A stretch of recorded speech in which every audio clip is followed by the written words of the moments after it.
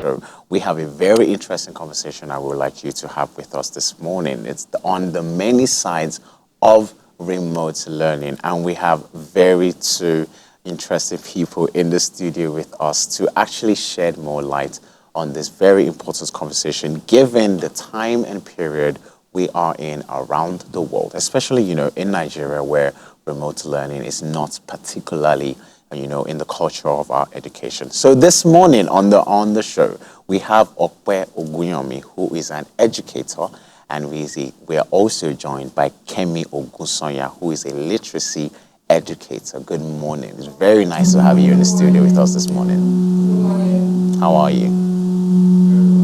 All right. So okay. All right. So on remote learning.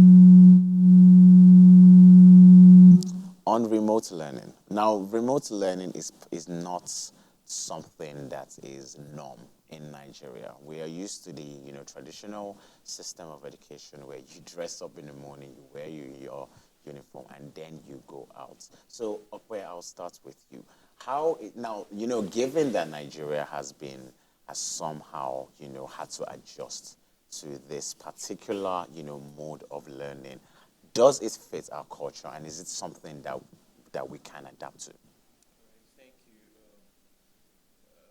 I would like to start by saying that you don't resist change, Okay. all right? You adjust to change. And once you don't adjust to change, you fizzle out. We still have a lot of challenges as a country in adapting remote learning, especially the online learning.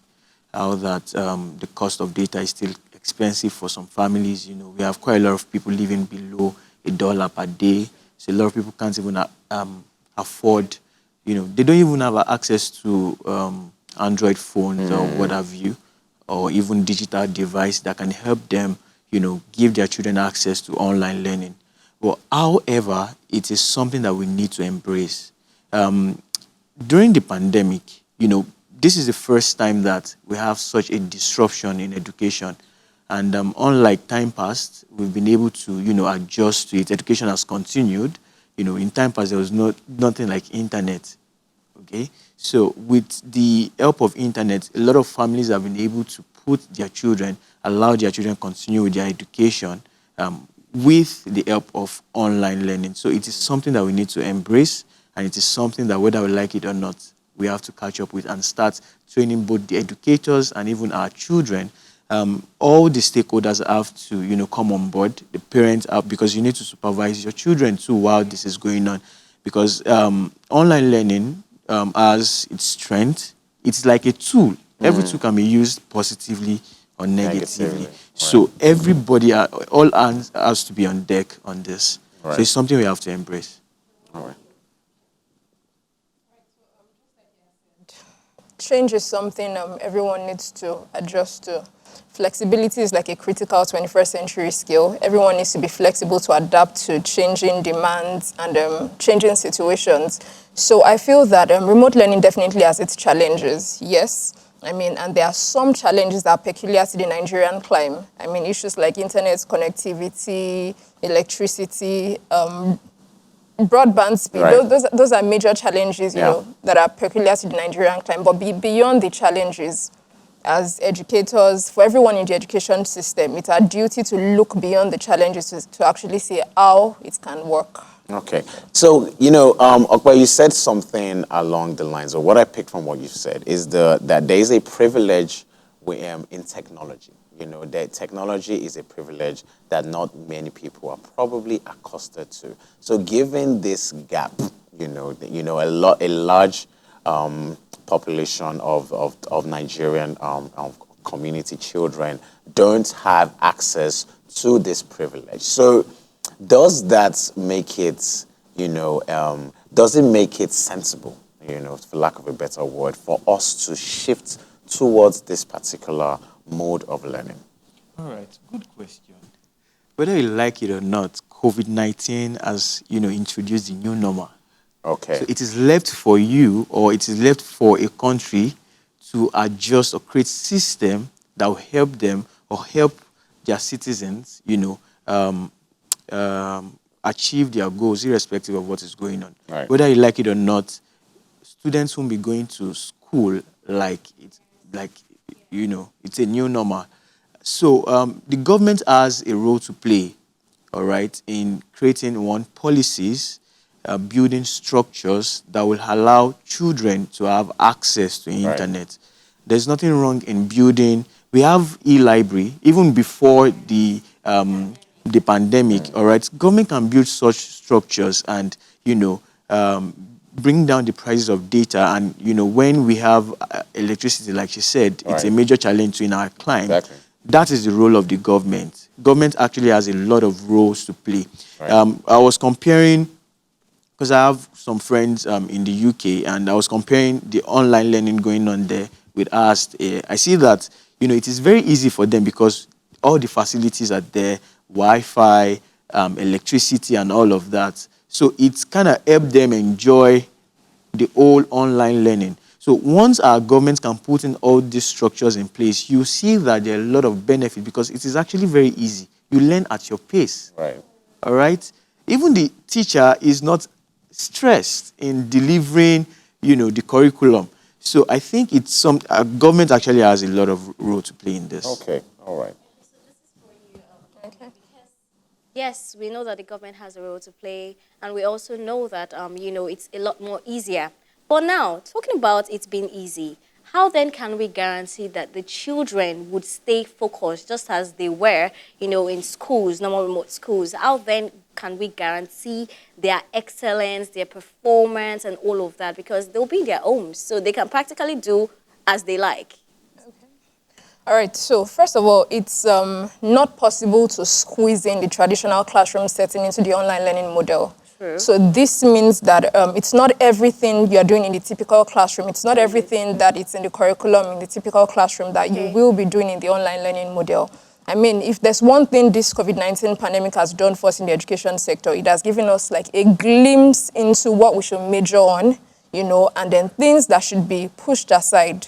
Like, okay, so during the pandemic, we had schools that had to look at their timetable, okay, should we be doing this subject? Should we not be doing this subject? And everyone had to cut down on some certain things. And so I feel that even now that school is in full bloom, everyone is resumed and all that, it's a time to actually assess what we are doing in the education space, to measure up. Are we actually preparing these children for the future we claim to be preparing them for? Are we embedding core 21st century skills into learning? So those are things to watch, to look out for. Now, to your question, yes, the children are at home. Now, one thing about remote learning is that it can function, or remote learning will function effectively when parents are actually involved. Okay. Yes. So there's the role of the teacher, there's the role of the school. But parents are actually a very vital factor when it comes to remote learning. I'll use my own experience, at least during the pandemic. I know that it was easier for me connecting with the children, whose parents were available to probably set up their maybe laptops for them, their devices and all that when it was time to learn. If I needed to communicate with the parents, I need your child to do this, to do that. It was easier when, when there was a parent figure there at least.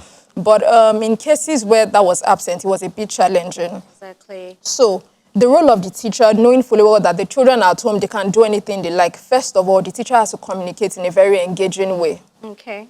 I mean, if you're not using diverse forms of learning, instructional aids and tools, the children are distracted. Yeah. They don't want to listen to what you're doing. So for me, I wasn't just always talking to my students or having just live classes. I was using different methods. I mean, using animations, using cartoons, just using different graphics design just to capture their attention. I was using games, so the children come online, they want to learn grammar, they want to learn different things, but I was using other ways to capture their attention and just get them engaged. So now, talking about the parents, I have spoken to some parents and they are not happy that they have to have, for instance, exactly. So for instance, you have parents who work 9 to 5, who, both parents, as in father and mother, they're not in the house, from 9 a.m., from morning to evening.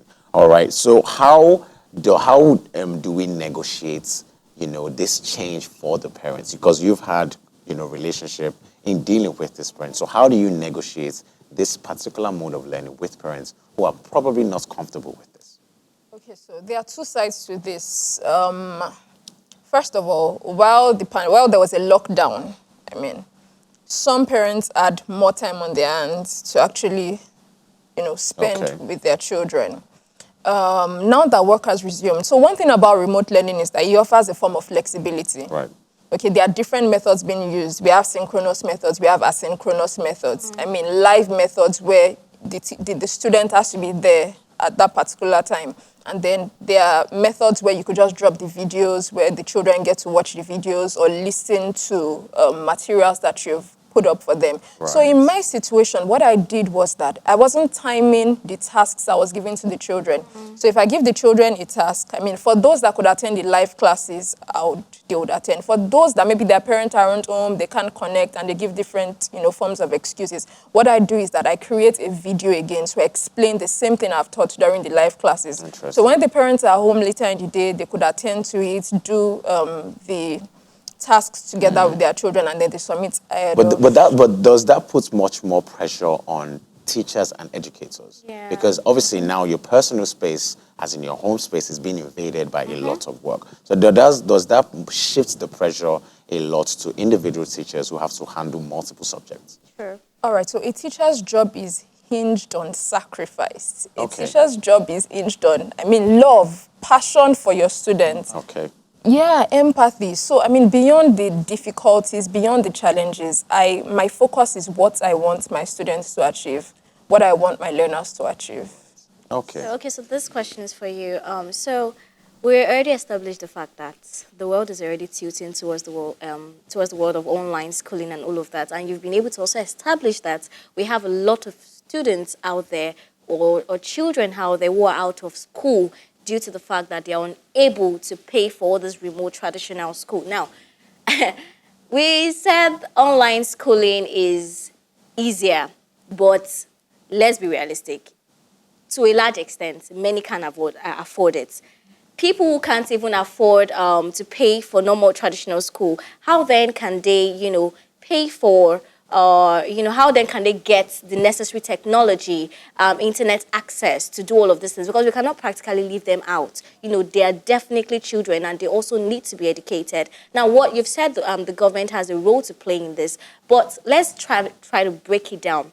What exactly can the government do to cater for the rest of these children that do not have, the capacity to all of these internet and technologies available for them? And also, how realistic do you actually think it is? Because we have so many of them that are out of school and need to be educated. All right, thank you for that question. I remember that during the pandemic, the Lagos State government did a program, a TV program for students preparing for WAEC at some point. And, some students that I know where, they followed that program religiously and they did well in their WAEC exams because they took the program as if it was a traditional school setting. Just like she said, we have different types of, online learning. It could be real-time live video. It could be recorded. In fact, you can even have a radio. Everything is under correspondence learning, Right. as long as it is not in the Right. formal setting. All right. So online learning is just an aspect of correspondence learning, right? So for students or children in some areas that they don't even have access to the internet, they could leverage on TV. Right. All right, TV programs like High Impact TV, for example, radio Exactly. programs and all of that. Just use any medium to get across to them. To them. All right, Interesting. okay. This has been a very insightful conversation. I really wish we had more time. Yes, This thing about actually. correspondence learning, I think we'll discuss it as soon as the cameras go off. You have been watching Tea or Coffee. We have just concluded a conversation on the many sides of remote learning with Okwe Ogunyomi and Kemi Ogunsonya. All right. It's been a very lovely morning. I'm very glad you've been able to join us on Tea or Coffee. Super delighted that you have chosen to start your day off with tea or coffee. My name is Ade Oyeyipo. I'm wishing you a very lovely Christmas week. Until next time, see you on Tea or Coffee. And of course, like I'd always say, safety is very, very key. Your safety is our priority here at Our Impact Television. I am Oluwakemi Edward, and I hope to do this with you tomorrow. So till tomorrow, say bye-bye. you.